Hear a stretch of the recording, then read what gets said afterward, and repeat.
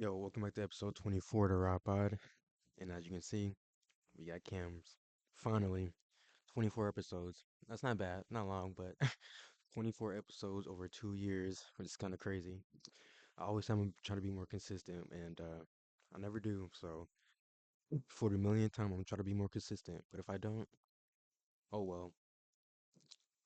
It's not the end of the world, but it kind of is the end of the world right now. The world is ending literally. Um, so yeah, I'm gonna talk about some more plans for the pod.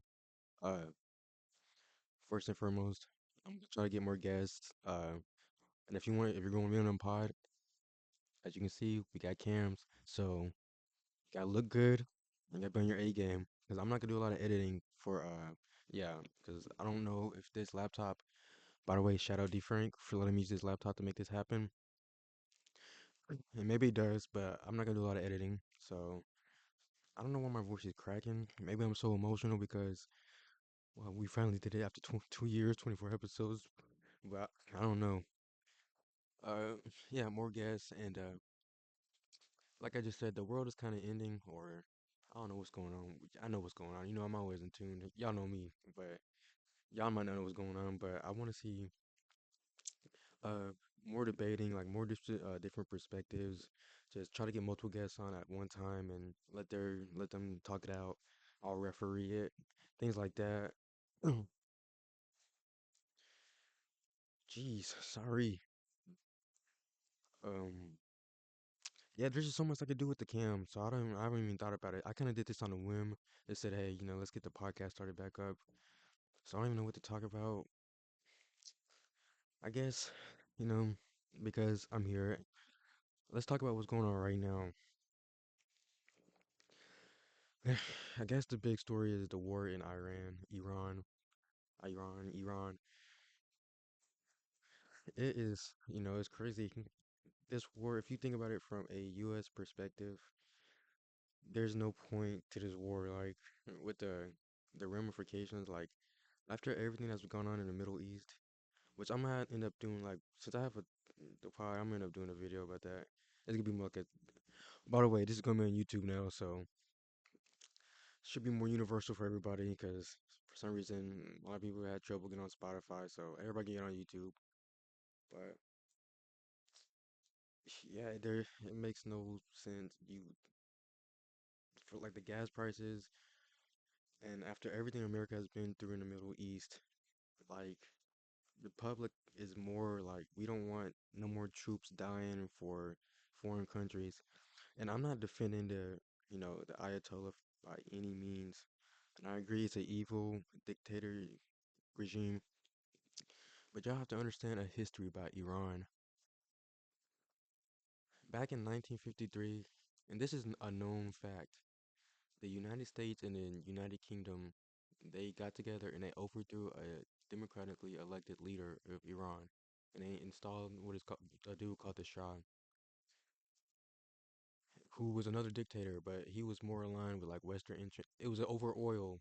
The and leader beforehand, who they overthrew, he nationalized oil, and so foreign American and English oil companies couldn't exploit Iranian oil. So this new leader that they installed is overthrown because he's unpopular. And so this new regime is naturally like the US already interfere with their country. So they're naturally aggressive towards the US. And so then you have a whole you then they're taking people hostage and then a whole a whole now we're here. Now we're at war with them finally after all these years. And the thing that everybody misses is like this stems from net US involvement where there shouldn't have like even though people say as a black man I shouldn't have left my country. I love the US, but they in the UK they overthrew they chose a leader and they overthrew him. So when the Muslims came in, I mean they went to Muslims, but then flew blah blah blah blah. And it's crazy, you see a lot of propaganda about, oh yeah, these Persians are dancing in the street with their flags, they're so happy, and they want the Shah's son back in, but and then they share propaganda about like uh, Persians before the war. I mean, before the Shah got overthrew. It's just a whole list of shit. But it's just they're overlooking the fact that the Shah was a dictator himself. Like they're sharing, like it's a lot, and it's a lot that did its job in burying the Epstein files. Like I mean, I see a lot of people still talking about it. So I don't, maybe it didn't do his job that well, but don't never stop talking about the Epstein files because what's going on is crazy. They taken so many measures, and sadly, I haven't had my laptop or I haven't had I haven't did the Raw Pod this year, so I missed a chance to talk about it. But one thing that was always crazy to me during that whole scandal by the DOJ trying to cover it up, there was a time where during when the congressmen got together, it was bipartisan, Democratic and some Republicans got together. It wasn't all of them, but some of them. And shout out to them. I don't know who they all were. I know Tommy Massey, Nancy Mace was one. There's a whole bunch of Democrats, so we more. So, but one of the main things in the bill was keep victim names like anonymous, redacted. Do not put any victim names in. And then one of the files that were released had a list of victim names, and there's just no way. There's only three ways, in my opinion, in my mind, that could allow that to happen.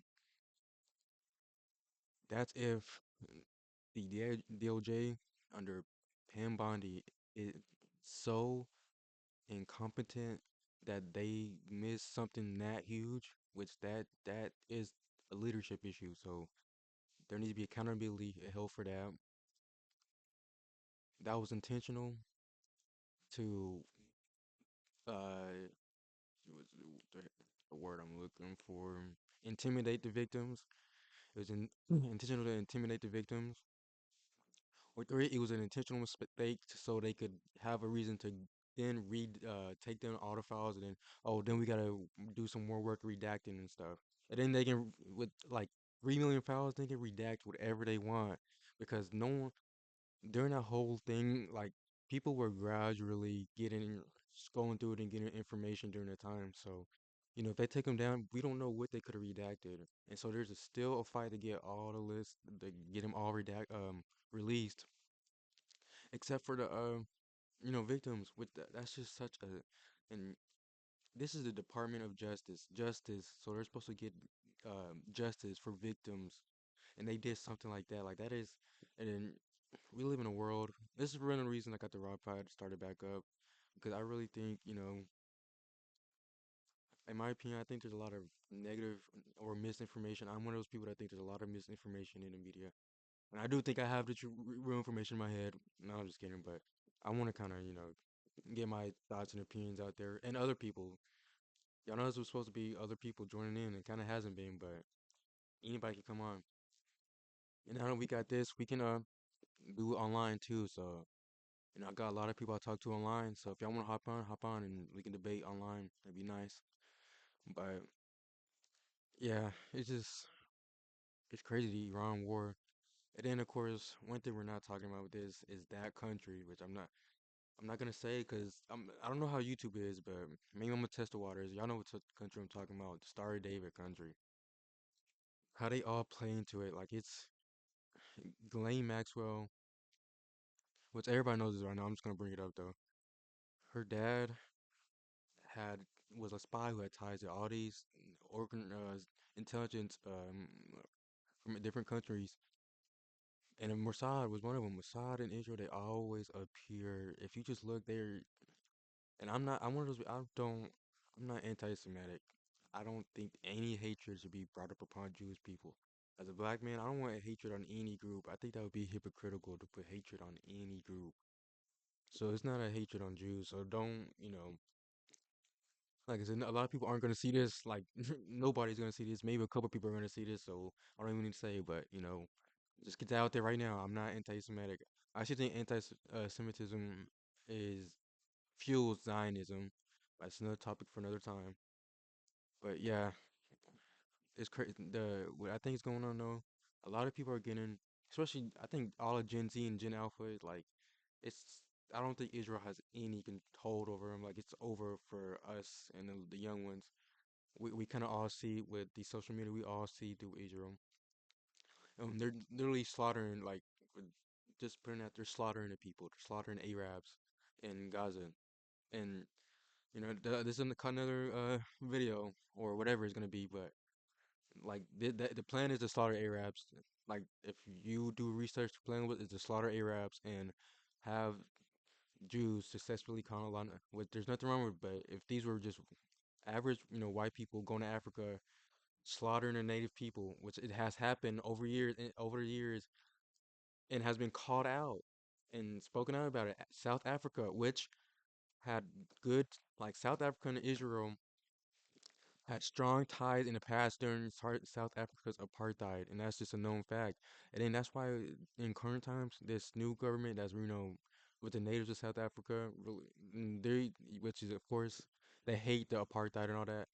And they had a court case against them in the UN against Israel, like because it's an apartheid and they're slaughtering people. And my tax dollars, your tax dollars, because mostly Americans going to be seeing this, is going towards that. And you have congressmen walking through the halls, scared to say America first over Israel first. That we have stuff like that going on. Like these are there's constituent. They're supposed to represent their constituents. Jewish people make up about, I think, 2% of the American population, and a lot of that is mostly in New York. So you shouldn't have, Randy. I don't. Where's Randy Fine from? Because he might be like the biggest goy cattle in Congress.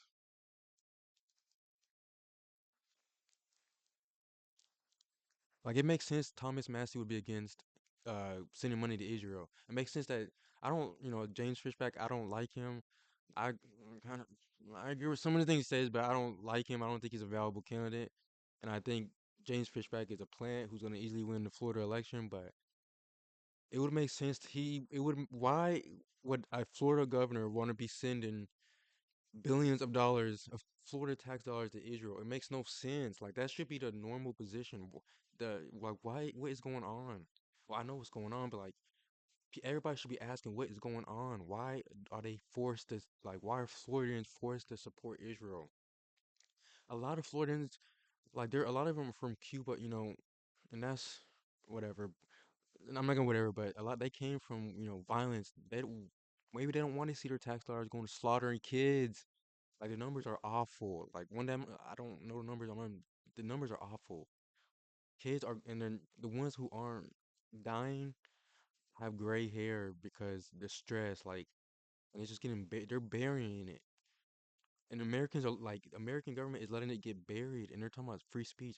But when it comes to like a white celebrity saying an N-word, a lot of free speech will let them do it. I mean, the black people say it, but like you try to speak out against Israel, oh, then you're anti-Semitic, and anti-Semitism is taking more than anti-blackness, even the homophobia. Like homophobia is so normalized, and by me included. Like, no, I'm just kidding. That was a joke.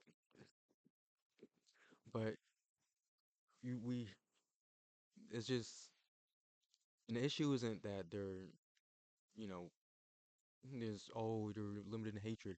The issue is they're misrepresenting valuable criticism as anti-Semitism, and then making anti-Semitism, making it openly more prioritize. Ugh. See, that's what happened when I try to use big words in speech. I got it right. They prioritize more than any other racial hatred. Like that's what they're doing. These are congressmen and their constituents. Like there's no reason Byron Donald should be uh, like just proudly, openly pro-Israel. Like there's no, it's just no, no. But Israel should not be a statewide issue. Israel should be a federal government issue. There should be no statewide candidates talking about Israel unless it's like a Senate race, because that's a federal, senators go to the federal in a House race because it's federal. They in the federal legislative branch. It's just yeah. I'm just ranting about it, but yeah, hopefully, let's see. Oof, man, I was gonna, and then I'm just gonna, I don't, I'm gonna put it because I'm a Christian, and I read. Last year, I really read deep the Old Testament, so I'm gonna put this out there. A lot of evangelicals and a lot of boomers, they bring up, those who curse Israel will be cursed, those who bless Israel will be blessed. I don't the Nate okay, I guess I'm gonna end this discussion off by explaining how the modern state of Israel came to be. So there was this thing called the Ottoman Empire. The Ottoman Empire had control over the Levant where Israel is, and they Palestine was them. Like at this time, it was Palestine. It wasn't Israel. It was Palestine. That's what the Ottomans had named it. I don't think the Ottomans named it. I don't know if my history is 100% correct, but whatever. Then the Ottoman Empire was on the central axis of World War One. They lost World War One, and they had to give up a lot of their land to Western powers. Western powers thought there could be oil in this land, so they started carving. And that's where a lot of the Middle Eastern problems come from today, is because the Western powers carved up this area and like put a lot of these different tribes, different religions. Like some were Sunni Muslims, some were Shia Muslims, different, just put them all together. Like, and they have issues. And they were like, oh, what are all that's European knowledge or mindset. You have, oh, they're all Arab. They're all Arab. No, but yeah, they carved it up, and then you know, then the Zionists, like a lot of the rich Jews, Zionist Jews, they were like, they were trying to get this land. They're To be granted, now they're supposed to be their ancestors are supposed to be the Israelites from the Bible, so that was supposedly their ancestors are from this land, and supposedly the DNA matches. But also, a lot of their DNA is European at this time. They had been like fully integrated to. I mean, yes, they got kicked out of a lot of countries, but they were also integrated to a lot of European societies. Like they were genetically European. A lot of them are. So long, I don't. I have to really research up to kind of get specific, but long story short, the the Holocaust was like was a culmination of years of European anti-Semitism. Like because when Europe became Christian, that's when the anti-Semitism really started, and that's when they started. And granted, they did do a lot of stuff to get kicked out, but it wasn't just a one-sided thing. Like it was and because Europe. Jews have been going against Europeans since Rome, because Rome is considered their birthplace of Western civilization. You know what I'm saying? But yeah, so Jews have been going against them since Rome was conquering them. So to be granted, all people need to put aside their racial groups and not scheme in other societies, but also not target other racial groups. But then, so all these European, including America was a European country at this point. I'm just kidding. I'm just kidding. But it they put yeah, okay, they let these rich Jews, I guess, either buy them or convince them to let them put all these Jews in what is now Palestine. Make no mistake, they had no intention of living among the Arab people. They knew they couldn't live around Muslims. The plan was always to slaughter Arab. That's why I said the plan was always to slaughter them and make it a fully Jewish area. And really, they want to conquer a lot of the Middle East because now, and it's not. A lot of people just blame Israel for this. America, as soon as they discovered, this goes back to the Iran situation when they overthrew uh the leader. They used one of the biggest reasons for our relationship with Israel is because they're a good strategic partner in the area, and they protect our interests. That's literally oil. That's openly oil. So yeah, then so they hype it. This is a two-way symbiotic relationship. They support Israel because they make money. I'm bet you. if you look deep into these big goys who support Israel in Congress, I bet you a lot of oil companies support them. I bet you a lot of oil companies support them. I bet you a lot of oil companies because if they if and I bet you a lot of Saudi Arabians support them too. I'm gonna just put that. I'm gonna have to do a lot of more research, but yeah. And when I say it's apartheid, when the Jews were like putting settlements in Israeli, not as Palestinian land.